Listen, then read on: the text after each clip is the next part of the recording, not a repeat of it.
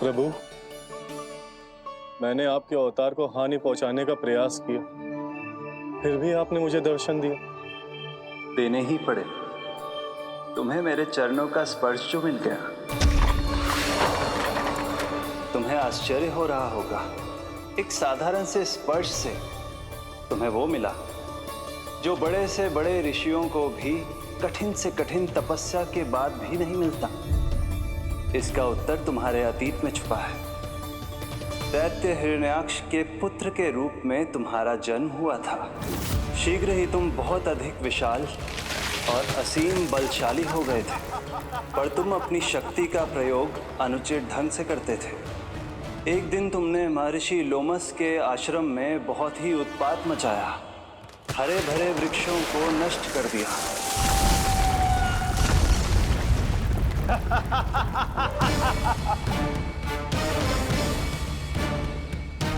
देख क्या रहे हो ऋषिवर? ये विशाल वृक्ष भी मेरे इस विराट तन के आगे कुछ भी नहीं है। जिसे स्वयं अर्जित तक नहीं किया, उस तन पर इतना अभिमान। तो सुन ले, जिनसे तेरा तन बना है, उन्हीं पंच तत्वों में इसी क्षण ये विलीन हो जाएगा। ये मेरा श्राप है तुझे, मेरा श्राप है तुझे।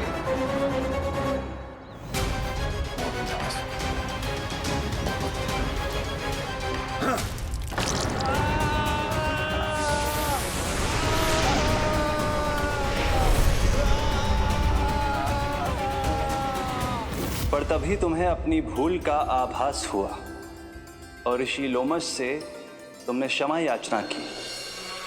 क्षमा करे ऋषिवर, क्षमा करे। मैं मूर्ख, अभिमानी हूँ, अज्ञानी हूँ, परंतु आप तो दया के सागर है। कृपा करे ऋषिवर, कृपा करे। बिना तन के मैं कैसे जीवित रह पाऊंगा? तुम जीवित भी रहोगे और अपने दैनिक कार्यों का संचालन भी कर पाओगे, किंतु सजीव प्राणियों या निर्जीव वस्तुओं की सहायता से। ऐसा जीवन तो मृत्यु के समान है ऋषिवर। इससे अच्छा है आप मुझे जीवन से मुक्ति दे दो। मुक्ति भी अवश्य मिलेगी तुम्हें, पर जब तुम परम प्रभु श्री हरि नारायण के चरणों का स्पर्श करोगे, चरणों का स्पर्श करोगे। और यही नहीं शक्तासुर, कल जब तुम मुझे खोज नहीं पा रहे थे, तब भी तुमने हार नहीं मानी। 7 प्रहर तक 7 बार मेरी और मेरे गोकुल की परिक्रमा की। इस क्रम में तुमने अनजाने में ही अपना पश्चाताप पूरा किया और पुण्य अर्जित कर लिया। इसलिए मैं तुम्हें मोक्ष प्रदान करता हूं। इसलिए मैं तुम्हें मोक्ष प्रदान करता हूं।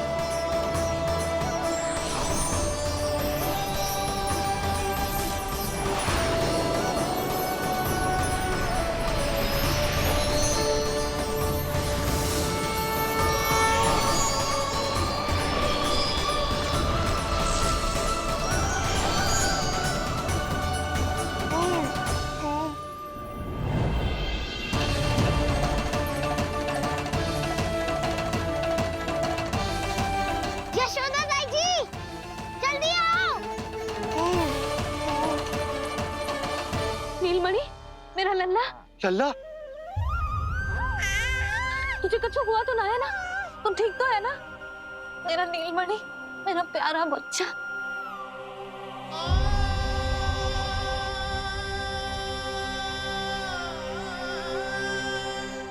भोला, बंसी, ये सब क्या है?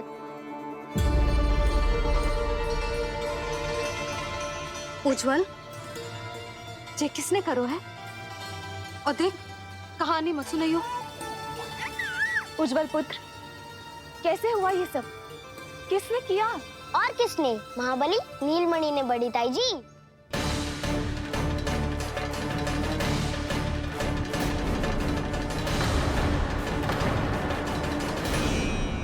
जी क्या बोल रहे हो? सच्ची सच्ची बता। लो, फिर फंस गया उज्जवल। मैं सच्ची कह रहा हूँ। अचानक तीव्र वेग से वायु चली। फिर ऐसे लगो जैसे कोई भूकंप आ रहा है। और फिर जब मैंने देखा तो ये सकट अपने आप हिल रही थी, खड़खड़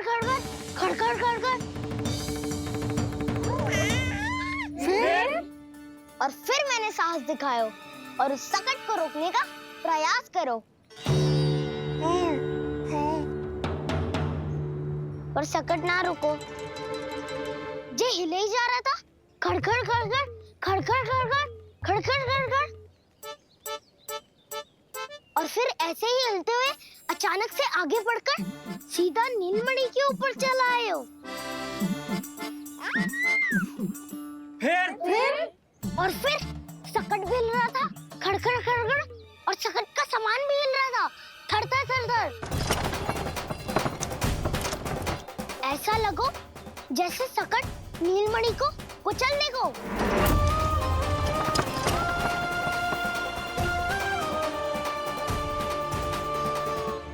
पर तभी जे जाग गए हो। इसने खींचकर अपने पाँव का प्रहार करो और चीख गया सकट आकाश पे।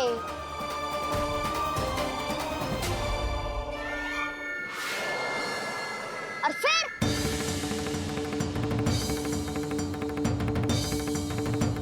धड़ाम,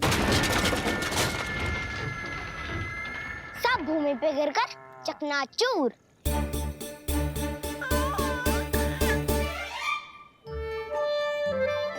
मैं सच्ची कह रहा हूँ ताई जी, नीलमणि के पैर का स्पर्श होते ही वो सकट ऐसे वायु में उड़ी जैसे कोई फूल। अच्छा, और जो तेरे हाथ में ये माखन है, ये भी अपने आप उड़ के आ गया होगा ना? हाँ, मैं सच्ची कह रहा हूँ। सदा बड़पोलापन, ये अच्छी बात ना है लल्ला। सत्य बता। मैया, मैं सत्य बोल रहा हूँ। ये सकट अपने आप ही आयो था और नीलमणि के प्रहार करते ही दूर जा गिरो। अरे, ये बड़बोले से पूछने से अच्छा है कि हमें स्वयं विचार करना चाहिए कि ये सकट टूटा कैसे।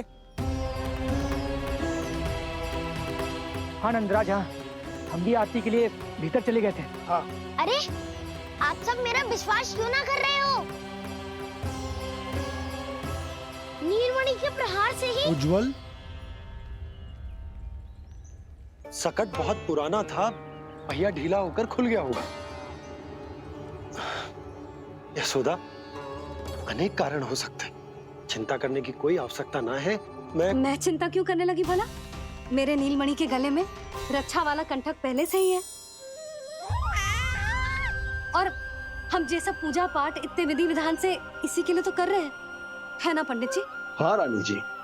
तो बस फिर मेरे लल्ला को कछु क्यों होने लगो? और आप सब स्वयं ही देख लो ना, जे इतना बड़ा सकट टूट के बिखर गया है, किंतु मेरे लल्ला को एक खरोच भी ना आई। इसका अर्थ तो यही है ना कि हम जो भी कर रहे हैं सही कर रहे हैं। मुझे चिंता करने की कछु आवश्यकता ही ना है। चलो सब भीतर चलते हैं। हाँ हाँ, लल्ला को भूख भी लगी आई होगी। चल।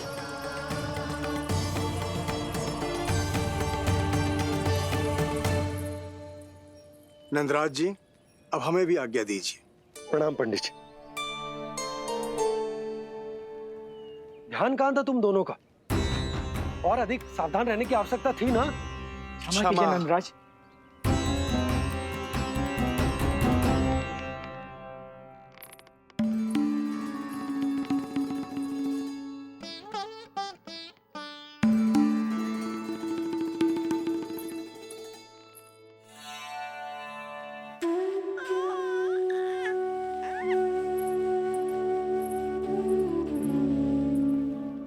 यशोदा, क्या हुआ? बोलो ना, क्या सोच रही हो? मुझे बहुत चिंता हो रही है जीजी। मेरे लल्ला के साथ कुछ ना कुछ दुर्घटना होती रहती है। अरे, अभी बाहर ही तुम सबको समझा रही थी, अब भीतर आते ही क्या हो गया तुम्हें? बाहर समझाने वाली मैं ना थी जीजी, वो तो गोकुल की रानी जसोदा थी, किंतु भीतर से मैं अपने नीलमणि की मैया हूँ, बस। और एक मैया को कितनी चिंता होती है, से आपसे अधिक कौन जान सकता है। बहुत बहुत बड़ा धक्का लगा है मैया को इस घटना से। अब तो ये मेरी रक्षा के लिए और भी अधिक चिंतित हो जाएंगी। यंत्र का कंठक, पूजा पाठ, इतने सारे प्रहरी, सुरक्षा के प्रबंध, यदि इतने सबके बाद भी मैं अपने लल्ला की रक्षा न कर पाई तो मुझसे अधिक अभागी कौन हो सकती है? मैं तुम्हारे मन की दशा समझती हूँ यशोदा। इसी चिंता के कारण ही तो मैंने आज तक अपने पुत्र को छुपा कर रखा है।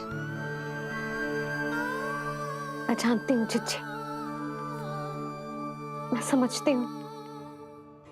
मैंने तो नीलमणि के लिए इतने सारे संस्कार भी करो है, पूजा पाठ की है, किंतु मैंने तो आज तक अपने पुत्र का एक भी संस्कार नहीं किया है। आंसू पोंछ लीजिए बड़ी माँ, शीघ्र ही सब कुछ ठीक हो जाएगा। जब मैंने उसे जन्म दिया उसके बाद से आज तक न उसे घर के बाहर लाई हूँ न कोई संस्कार किया है। मैं तो उसका नामकरण भी नहीं करवा पाई हूँ यशोदा।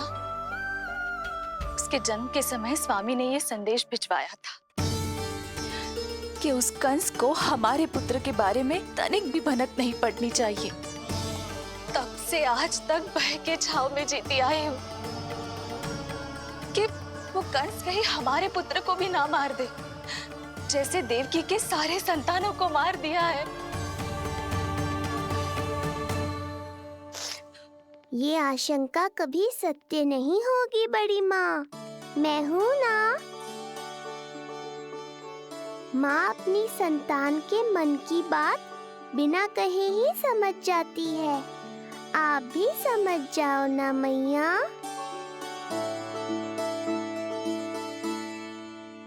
चिच्ची, हमें रोना ना चाहिए। हमें देख के लल्ला भी रो रहा है। मैया, आपकी सहायता की आवश्यकता है मुझे। मुझे ऐसे क्यों लग रहा है जैसे लल्ला मुझसे कुछ कहना चाह रहा है। दाऊ को हम सबसे दूर कब तक रखेंगे बड़ी माँ? ये सोच रहे होगा कि अब तक आपने इसके दाऊ को छुपा के क्यों रखो है। मैं उनसे मिलना चाहता हूँ मैया।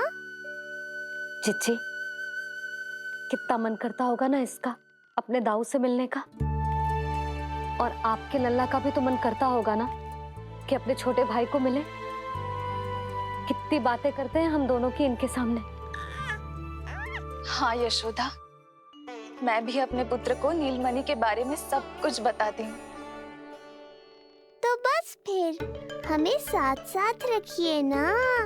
मेरा आधा हिस्सा है वो, उनके बिना मैं अधूरा हूँ मैया। ये दोनों भाई एक दूसरे के बिना अधूरे हैं जिज्जी। हमें इन दोनों को साथ ही रखना चाहिए। आप ही सोचो, यदि नीलमणि की रक्षा होगी तो आपका लल्ला भी तो सुरक्षित रहेगा। तुम सच कह रही हो यशोदा। हमें इन दोनों को मिलाना चाहिए और साथ में ही रखना चाहिए, सुरक्षित। तब तो शीघ्र ही पंडित जी को बुलाकर हमें शुभ मुहूर्त निकलवाना चाहिए। शुभ मुहूर्त? हाँ, शुभ मुहूर्त। दोनों भाइयों के मिलन के साथ साथ उनका नामकरण संस्कार भी करवा देते। अब अपने दाऊ से मिलूंगा मैं।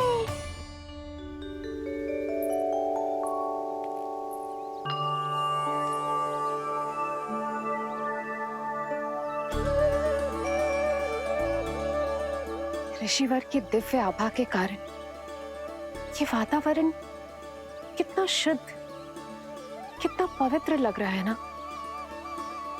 हाँ देवकी, इनका तेज ही ऐसा है कि इनके निकट केवल पवित्रता ही वास कर पाती है। किसी भी प्रकार की दुष्टता इनके पास जाने से पहले ही नष्ट हो जाती है।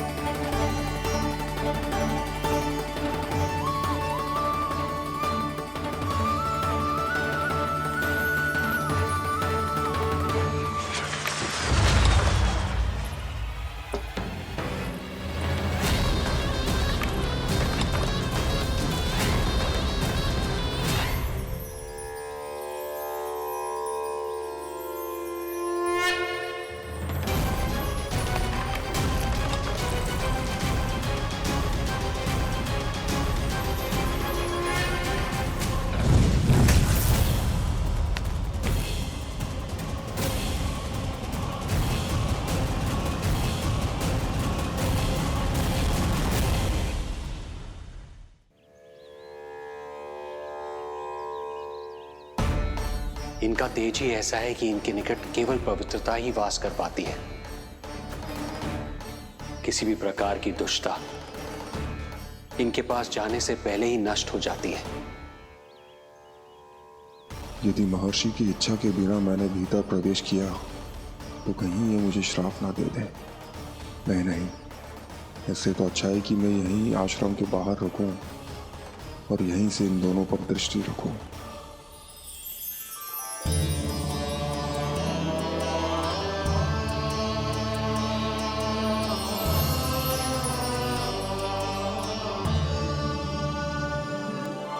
आपके आने का आभास हो गया था राजन।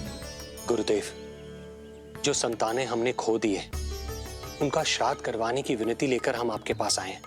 आपका आना व्यर्थ नहीं जाएगा राजन, परंतु मुझे आभास हो रहा है श्राद्ध कर्म इस भेंट का एकमात्र कारण नहीं है।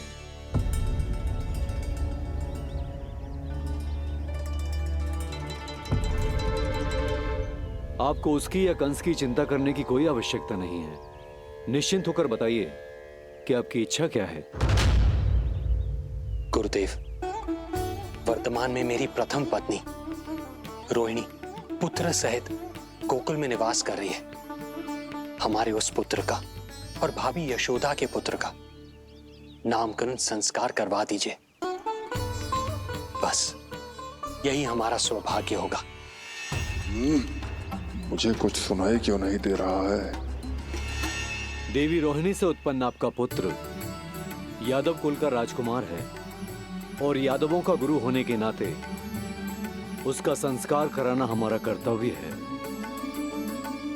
परंतु यशोदा पुत्र का नामकरण वो आप मुझसे क्यों करवाना चाहते हैं?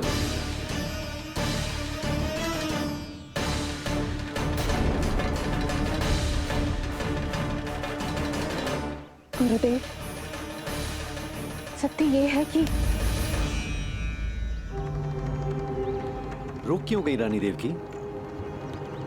आपके मन में जो कुछ है कहिए। ये कैसी दुविधा में फंस गया मैं। यदि मैंने गुरुदेव को यशोदा पुत्र का सत्य बताया तो कंस को भी पता चल जाएगा, और यदि नहीं बताया तो कहीं ऐसा ना हो कि ऋषिवर ही बुरा मान जाए। लगता है आप दोनों की दुविधा मेरे अनुमान से भी बहुत बड़ी है। अपनी या अपने पुत्र की कुंडली लाए हैं राजन? जी गुरुदेव, अपनी कुंडली है मेरे पास। देवकी,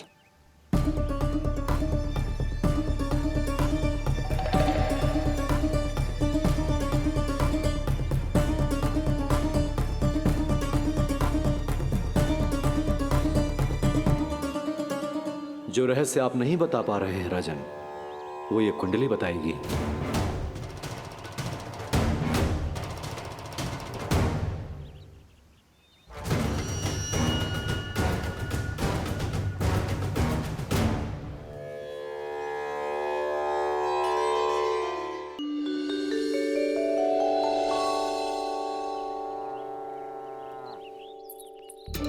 लल्ला, बता कैसी है जगदा?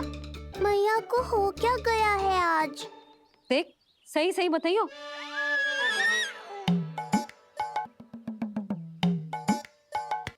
अच्छी है ना? पसंद आएगी ना उसे? हाँ? या फिर जे मोर पंख वाला मुकुट दे दूं? पहली बार मिल रहा है तू, उपहार तो देना चाहिए ना? पर बड़े तो वो है ना मैया, उपहार तो वो देंगे मुझे।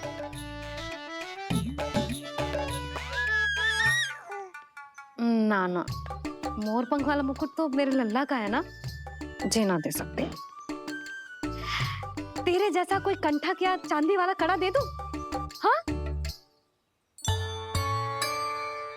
इस मिलन के लिए मुझसे अधिक उतावली तो मैया है।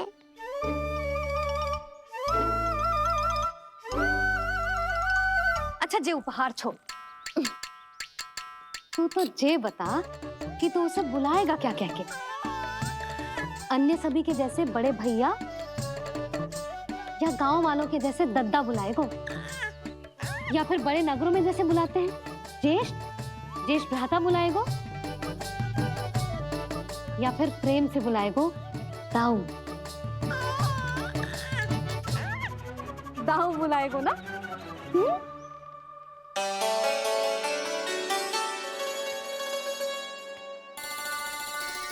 सुनो आपने, हमारे लल्ला ने निर्णय ले लियो, ये अपने भैया को दाऊ कहकर बुलाएगो। अरे वाह, लल्ला ने बोलना भले ही ना सीखो, परंतु तुम्हें बता दियो।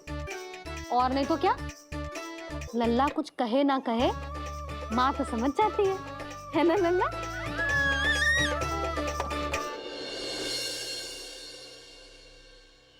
और इसने दाऊ वाली बात पे हाँ भी की है। हाँ हाँ, तो सदानंद जी ने भी कर दी है। लो, मैं तो भूल ही गई। क्या कही पंडित जी ने? बता तो ना यशोदा, बाहर से आया हूँ, हाथ पैर तो धो लूं। हाँ, ले लो। अब बताओ, कब का मुहूर्त निकालो है? तनिक हाथ मुंह पूछ लूं। अब बताओ क्या कही उन्होंने? यशोदा, थक गए हूँ, तनिक सांस तो लेने दो। बाहर से आया हूँ, जल ना पूछोगी?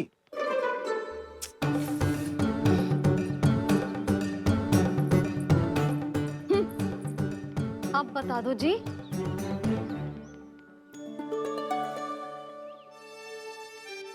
बाबा, अब बता भी दो, नहीं तो खेल खेल में खेल हो जाएगा। हाँ, बताओ।